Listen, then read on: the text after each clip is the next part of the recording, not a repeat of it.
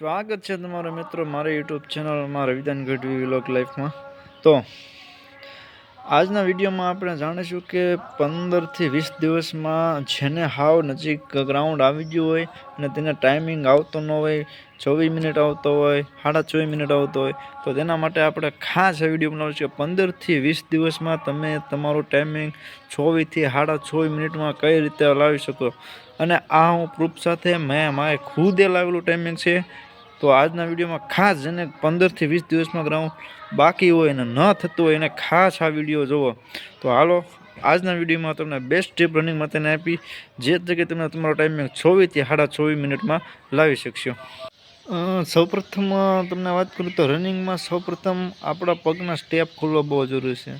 એ પગના સ્ટેપ આપણા બંધાયેલા હોય છે। સ્ટેપ ખોલવા માટે તમારે પહેલાં પ્રથમ તો યોગ્ય કસરત કરવી પડશે। એટલે તમે જ્યારે રનિંગે જાઓ ત્યારે રનિંગ પહેલાં સંપૂર્ણ રીતે કસરત કરો, શરીરને પૂરું ગરમ કરો અને ત્યારબાદ રનિંગ શરૂ કરો।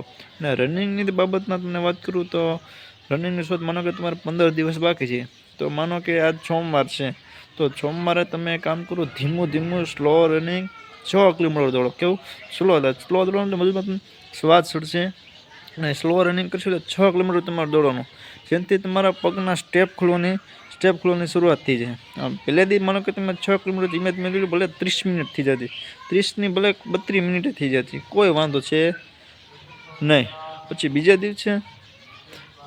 દિવસે માનો કે મંગળવાર છે, તો મંગળવારના દિવસે તમે 3 કિલોમીટર, પણ 3 કિલોમીટર કઈ રીતે દોડવાનું છે? સ્પીડમાં દોડવાનું। સ્પીડમાં એટલે નોર્મલ કરતાં છે મને આપણે થાય કે મને સવાર ચડી જાય એ સ્પીડ કરતાં એક સ્ટેપ વધારે આપણા મનમાં આવે એવું છે કે મારો પગ એક વધારે પડે છે, એ રીતનું દોડવાનું। પછી બુધવારે સ્પ્રિન્ટ મારવાની। કઈ રીતની? 400 મીટર પ્રિન્ટ તો 400 metre slow running, 400 metre sprint 400 metre slow running, એ રીતનું બુધવારે। પછી ગુરુવારે પાછું 4 કિલોમીટર દોડવાનું। કેટલું? 4 કઈ રીતે? ધીમીથી મીડિયમ એ રીતની શુક્રવારે। શનિવારે તમારે ધીમે પાછું 6 થી 7 કિલોમીટર દોડવાનું। હાથ દોડે તો હાથ દોડી જ નાખજો, ધીમે 6। અને રવિવારે તમે આરામ કરજો અને પછી સોમવારે તમે તમારે જે તમારું બળ તાકાત લગાવજો। ચોક્કસથી તમારી ટાઈમિંગમાં ફરક આવશે આવું ગેરંટી સાથે કહું છું। જો ફરક ન હોય ને તો મુંડાવી નાખું, તમારે 100% તમારા ટાઈમિંગમાં ફરક આવશે।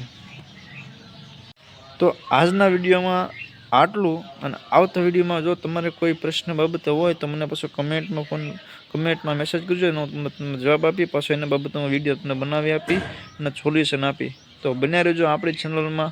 સબસ્ક્રાઈબ નહીં કરો સબસ્ક્રાઈબ કરી દો, લાઇક કરી દો, શેર કરી દો, અને તમારા મિત્રોમાં જો કોઈને 15-20 દિવસ બાકી હોય ને ગ્રાઉન્ડ ન થતું હોય તો એના વિડીયો શેર કરી દેજો। જય માતાજી।